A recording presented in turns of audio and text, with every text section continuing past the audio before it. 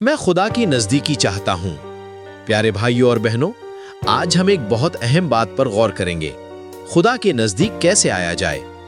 इंसान की ज़िंदगी में बहुत सी ख्वाहिशें होती हैं। कोई दौलत चाहता है, कोई इज्जत चाहता है और कोई सुकून चाहता है। लेकिन सबसे बड़ी बरकत यह है कि इंसान खुदा के करीब हो जाए। बाइबल हमें सिखाती है कि खुदा इंसान से दूर नहीं है, बल्कि वो चाहता है कि हम उसके करीब आएं। खुदा को पूरे दिल से तलाश करो। बाइबल में यिर्मयाह की किताब में लिखा है, तुम मुझे ढूंढोगे और पालोगे जब पूरे दिल से मुझे तलाश करोगे। इस आयत से हमें यह सीखने को मिलता है कि खुदा को पाने के लिए हमें पूरे दिल से उसे तलाश करना होगा। कभी कभी लोग खुदा को सिर्फ मुश्किल वक्त में याद करते हैं, लेकिन खुदा चाहता है कि हम हर वक्त उसे तलाश करें। जब इंसान सच्चे दिल से खुदा को पुकारता है तो खुदा उसकी आवाज सुनता है। दुआ के जरिए खुदा के करीब आओ। दुआ खुदा के साथ बात करने का जरिया है। जब हम दुआ करते हैं तो हम अपने दिल की बात खुदा को बताते हैं। बाइबल में याकूब के खत में लिखा है, खुदा के नजदीक आओ तो वो तुम्हारे नजदीक आएगा।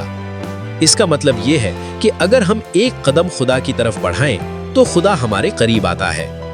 दुआ सिर्फ अल्फाज नहीं बल्कि दिल का ताल्लुक है। जब हम खुलूस से दुआ करते हैं तो खुदा हमारी जिंदगी में काम करता है। गुनाहों से तौबा करो। खुदा के करीब आने में सबसे बड़ी रुकावट गुनाह है। यसाया की किताब में लिखा है, बल्कि तुम्हारी बदकिरदारी ने तुम्हारे और तुम्हारे खुदा के दरमियान जुदाई कर दी है, और तुम्हारे गुनाहों ने उसे तुमसे रूपखोश किया, ऐसा कि वो नहीं सुनता। जब इंसान गुनाह करता है तो उसका दिल खुदा से दूर हो जाता है। लेकिन अच्छी खबर यह है कि अगर हम सच्चे दिल से तौबा करें तो खुदा हमें माफ कर देता है। खुदा रहीम है और वो चाहता है कि हम उसकी तरफ वापस आएं। खुदा के कलाम को पढ़ो। खुदा के करीब होने के लिए बाइबल पढ़ना बहुत जरूरी है। बाइबल हमें खुदा की मर्जी सिखाती है। ज़बूर की किताब में लिखा है, तेरा कलाम मेरे कदमों के लिए चिराग और मेरी राह के लिए रोशनी है। जब हम खुदा का कलाम पढ़ते हैं तो हमारी जिंदगी में रोशनी आती है। हमें समझ आता है कि हमें कैसे जिंदगी गुजारनी चाहिए। ईमान के साथ खुदा पर भरोसा करो। खुदा के करीब होने के लिए ईमान जरूरी है। बाइबल में यीशु मसीह ने फरमाया, मैं रास्ता और हक और जिंदगी हूँ, कोई मेरे वसीला के बगैर बाप के पास नहीं आता। ये आयत हमें बताती है कि खुदा के साथ सच्चा ताल्लुक यीशु मसीह के जरिए कायम होता है। जब हम यीशु पर ईमान रखते हैं तो हमारी जिंदगी बदल जाती है। खुदा की हजूरी में वक्त गुजारो। खुदा के करीब होने के लिए हमें वक्त देना होगा।